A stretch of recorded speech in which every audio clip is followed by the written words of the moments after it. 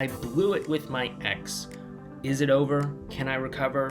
What can we do from here? What can you do after you have a very bad experience with your ex? That's what we're going to be talking about in this video. But first, my name is Clay with ModernLove.life, where we help you get the great loving relationship that you're looking for without having to play mind games, without having to play hard to get, and without having to pretend to be someone or something that you are not, because you, of course, deserve to be loved for the unique, amazing, and wonderful person that you are.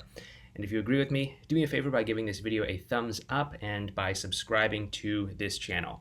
When you do give this video a thumbs up, you are sending a message to the YouTube algorithm that this is a good quality video and that they should consider sharing it with more people on their platform. So it's actually kind of paying it forward. So you might be able to help someone else find this video down the road who could be in a rough situation too. Maybe that's why you're watching this video right now. Who knows? But anyway, hit that thumbs up button. It does help me out. It does help other people out as well too. Okay, so we are also talking about connecting with your ex on an emotional level, kind of looking at the deeper emotional undercurrents about what's going on between the two of you. If you do want to learn more about this, we do have our course called the X Solution Program. You can find info on that down in the description box below. Not going to twist your arm to sign up for it if it's not right for you, but if you're curious or if you are ready to sign up, there's the link down below.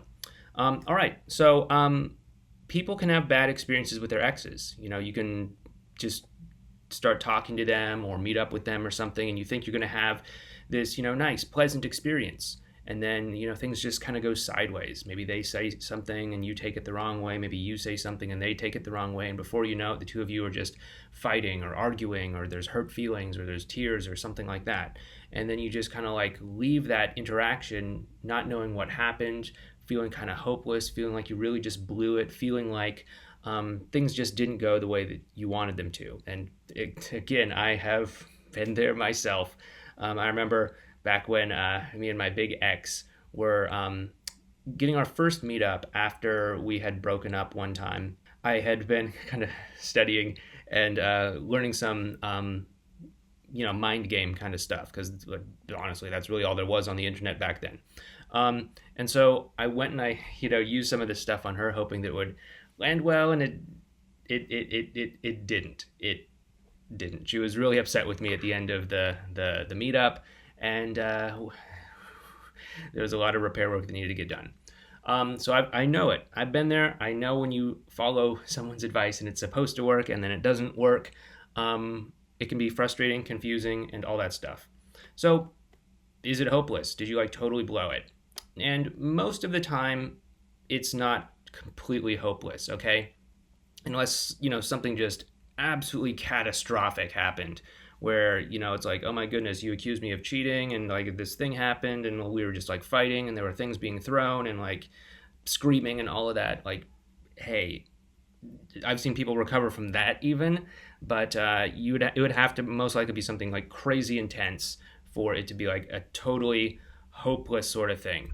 One of the things people often ask me is my situation hopeless, after they go and describe all the details about what's going on.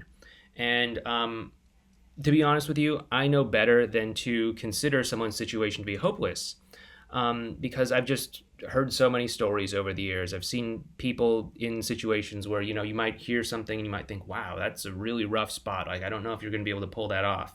And then you just find out that oh wow, they totally made it work. They got back together. They found a way to recover from that really bad experience. And so I know better than to really count someone out, to say, no, it's game over. You're never going to get that person back, right? So if you want to ask me that question, okay, that's just what I'm going to probably tell you. The thing is that a situation can change in the blink of an eye, either for the better or for the worse. Because we are dealing with one person's decision here, that's really all a relationship is. It's just two people deciding to be together. You as the person that wants to be in a relationship, you've probably already made that decision. I want to be in a relationship with this person. So all that's really left is that other person's decision to be in a relationship with you. And so there's really just one decision at stake here. And when we are trying to sway an individual person to make a decision, there can be a lot of emotional ups and downs in that process. There can be a lot of confusion. There can be a lot of high highs and low lows and all these sorts of things. And so we don't want to get caught up in the kind of drama of the up and down. We want to kind of like look at what the overall average is. Is it moving the two of you in a progression towards getting closer together, or is it moving you away from getting closer together? That's really the most important thing that that we take into mind and consider. And by the way, if you do want to learn more about connecting with your ex, we do have this video series on what we call advanced relational skills right up there. Go ahead and check that out. It's been really helpful for a lot of other people. At least that's the feedback I've been getting. And so I think it might be helpful for you if you're new here, if you found this video because someone hit that thumbs up button, or maybe you just found it some other way. But what we want to do when we have a bad experience with our ex is we want to stop and evaluate exactly what happened. Now, of course, there's all kinds of external things that you can look at to figure out what happened. Like, oh, did I say this? Oh, did they say that? Oh, did this happen? Did I assume that they meant it this way or whatever? And, yeah, we can absolutely talk about strategy, what to say, how to say it, and all that. What I find is a little bit more effective than that, though, is looking at a deeper cut beneath the surface. That is to say, how were you bringing yourself to the interaction? Were you bringing yourself in a way where you were anxious, where you were nervous, where you were walking on eggshells, where you were being dominated by that BS machine in your head that's rushing to fill in every blank with worst case scenario, anxieties, fears, doubts, all that sort of stuff. And you're basically expecting the worst to happen. And were you just kind of like basically scanning your ex's behavior, their words, their reactions, their body language and all that, looking for reasons why this isn't going to work? If you're going to do that, then it's like, okay, that's the kind of way of being that's likely going to set you up to have these negative experiences. So what we want to do is we want to look at that deeper cut and figure out what we can do to keep the BS machine in check, to keep the anxiety in check, to keep the walking on eggshells at bay, to do all that other stuff so that we can bring ourselves to an interaction in like a relaxed, casual, calm, emotionally resilient and stable sort of way, so that we can have a real meaningful kind of interaction. And if someone says something, we're not going to overreact. If someone does something, we're not going to jump to conclusions. We're going to start by just getting curious, just asking about it, just working together with your ex or with whoever you're talking to collaboratively as partners create a positive experience for the both of us, rather than trying to be defensive, trying to assume the worst, trying to assume that they're taking advantage of you, that they're using you as their plan B while they're getting into a relationship with someone else or something like that.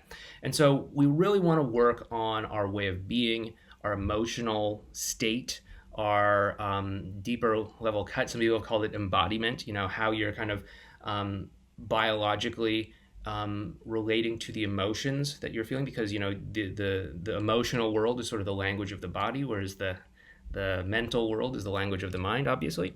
And so what we want to do is we want to work on that emotional world, our embodiment, our physical relation to how we are viewing these interactions with our ex, with our partner, and all that sort of stuff. This is going to take a lot of work. It's not just a matter of memorizing the right text message script or something like that, because you could send the same message, but if you're sending it from a place of insecurity or anxiety or something, it's going to come off a lot different, or you may find that you're making different choices because of that emotional driver that's motivating you under the surface. So that's what you would want to do first and foremost if you find that you're blowing it with your ex, is you want to look at like, okay, how was I bringing myself to that interaction emotionally that caused that to happen?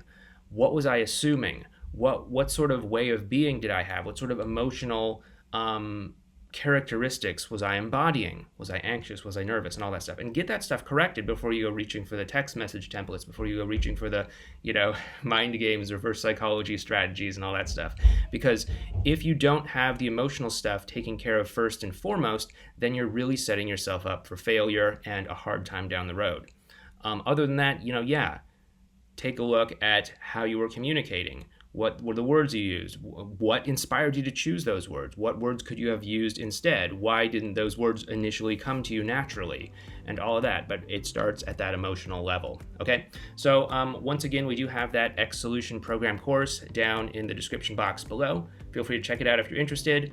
But once again, my name is Clay. If you like this video and you want to pay it forward to someone else, please do me a favor and hit that thumbs up button, subscribe to this channel, and if you want to learn more about those advanced relational skills, please check out this video series right here, or you might want to check out this video over here. But thank you so much, please take care, and I'll talk to you in the next video.